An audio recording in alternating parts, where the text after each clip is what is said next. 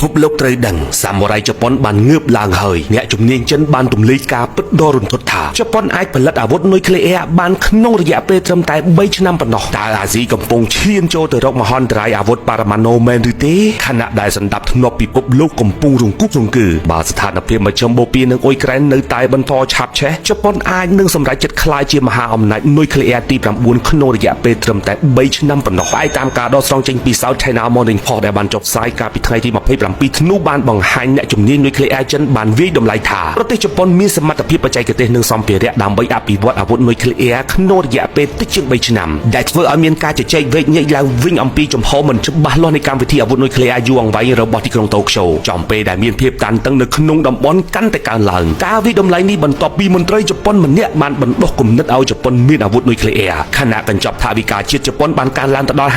$58,000 លានសម្រាប់ឆ្នាំ2026ព្រមទាំងធ្លាប់មានការព្រមានពីអតីតអ្នកការទូតសហរដ្ឋអាមេរិកលោក Harry Kissinger នៅក្នុងឆ្នាំ2023ថាប្រទេសជប៉ុនកំពុងឆ្ពោះទៅរកការក្លាយជាមហាអំណាចនុយក្លេអ៊ែរនៅក្នុងរយៈពេល8ឆ្នាំអ្នកវិភាគអន្តរជាតិជឿថាជប៉ុនគឺជាប្រទេសដែលមានសមត្ថភាពផលិតអាវុធនុយក្លេអ៊ែរលឿនជាងគេបំផុតនៅលើពិភពលោកប្រសិនបើពួកគេចង់ជប៉ុនមានបច្ចេកវិទ្យាវិទ្យាសាស្ត្រកម្រិតខ្ពស់និងមានស្តុកផ្លាតូរីញ៉ូមដែលបានមកពីការកែច្នៃថាមពលនុយក្លេអ៊ែរស៊ីវិលរាប់តោនបើតាមការប៉ាន់ស្មានស្តុកនេះអាចយកទៅផលិតក្បាលគ្រាប់បរមាណូរាប់ពាន់គ្រាប់ហើយអ្វីបានជាជប៉ុនដែលធ្លាប់រងគ្រោះដោយសារនុយក្លេអ៊ែរស្រាប់តែចង់ផលិតឡើងវិញនោះចម្លើយនោះគឺមានការគំរាមកំហែងពីអ្នកជិតខាងការបាញ់សាក់លបងមីស៊ីលរបស់កូរ៉េខាងជើងនិងកើនឡើងនៃឥទ្ធិពលរបស់យោធាចិននៅសមុទ្រចិនខាងត្បូងនិងខាងកើតបានធ្វើឲ្យជប៉ុនមានអារម្មណ៍ថាខែលការពីសហរដ្ឋអាមេរិកតែមួយមុខមិនគ្រប់គ្រាន់ទេការសម្រេចចិត្តផលិតនុយក្លេអ៊ែរនឹងក្លាយជាដាវការពីខ្លួនចុងក្រោយបង្អស់របស់ជប៉ុនប្រសិនបើជប៉ុនក្លាយជាមហាអំណាចនុយក្លេអ៊ែរមែននោះវានឹងបង្កលបាយរត់ប្រណាំងអាវុធដ៏គ្រោះថ្នាក់បំផុតនៅតំបន់អាស៊ី